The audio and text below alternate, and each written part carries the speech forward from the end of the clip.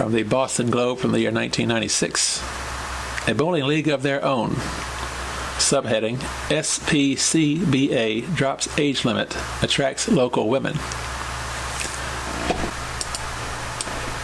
Last year, when the Senior Professional Candlepin Bowling Association kicked off its inaugural season, Claudia Millet and Mary Sullivan had the qualifying average, but at 48, each fell 2 years short of that required age.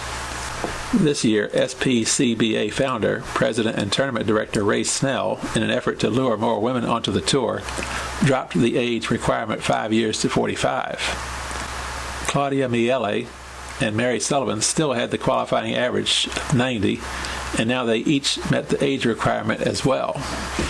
So the two Arlington women, along with Miele's husband, Tony, last weekend traveled to Canal Lanes in Southampton, where the SPCBA made its first of 6 stops during the 1996-1997 season.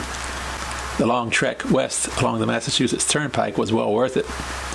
Miele went into the tournament with a 93 average, wound up with a 5-string 526, 105.2 average, and topped the field.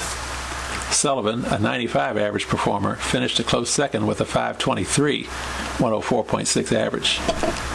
Life on a professional Candlepin bowling tour has been something Sullivan has always wanted to try, but she knew she would be no match for the likes of Tony Marie Baldinelli, Janet Potch, or Joanne Rosano, 3 of the dominating figures in the World Candlepin Bowlers Congress. So, when the SPCBA was formed and then dropped its age requirement, it was, pardon the pun, right up her alley. This had everything I was looking for, said Sullivan, 49, and a clerk typist at Arthur D. Little. The age, the average, everything was there. It takes a 102 to qualify for the WCBC Tour, and I never could get my average up that high. Here, I knew I at least had a chance. One other thing that swayed Sullivan onto the tour was the fact that SPCBA tournaments are 5 strings rather than the grueling 10 bowled in the WCBC. It was Sullivan who coaxed Miele into joining the tour. She said, "Let's give it a try," recalled Miele, who is 49 and a senior clerk typist in the office of the Cambridge School Committee. I was a little hesitant at first, plus the registration fee to join was $325.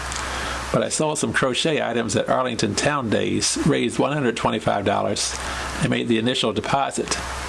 I won $175 in the tournament, and that will just about cover the rest of the fee. It was worth the trip. Miele opened the tournament with a 96, and then followed with strings of 107, 106, 114, and 103, while Sullivan went 112, 88, 108, 98, and 117. The luck of the draw paired the two on the same lane, but both claimed they never watched the scoreboard to see what the other was doing or where each stood. Both Miele and Sullivan bowl at lanes and games, where they compete Sundays in the All-Town League. Sullivan also bowls Thursdays with A.D. Little Associates. They are regulars in the Massachusetts Bowling Association tournament.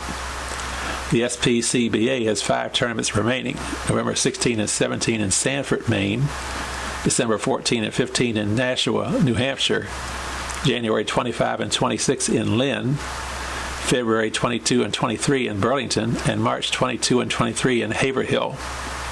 Snell, with offices in Edgartown, sees it as an alternative for bowlers who could not compete in the fast-paced WCBC. Bowlers over 50, including myself, for the most part, can't be competitive on the WCBC Tour, said Snell, especially with its 10-string format. Personally, I'm ready to call it a day after 5 strings. The response has been good, but we're always looking to add members. The SPCBA has been especially attractive to some top-flight men who for years did well on the WCBC Tour, but as the years went on, found themselves trailing some of the new top guns in the game. Hall of Famer Charlie Jutras, for example, is a regular on the SPCBA and had a 612 last weekend. Other regulars with familiar names to bowling fans are Bob Moran of Billerica and Bob Kelly of Littleton. Moran finished 3rd in the tournament with 634, 4 pins behind Jim Powers and Alex Pendleton, who tied at 638, Kelly at 570. MBA Managing Director Bill Bolton of Woburn said his organization welcomes and sanctions the SPCBA. MBA Managing Director Bill Bolton of Woburn said his organization welcomes and sanctions the SPCBA. I think it's a great opportunity, he said. The young bowlers coming into the game today are much stronger and in most cases will dominate the older bowlers. Bowling 10 strings takes a lot out of anybody, so the 5-string format appeals to the older bowlers.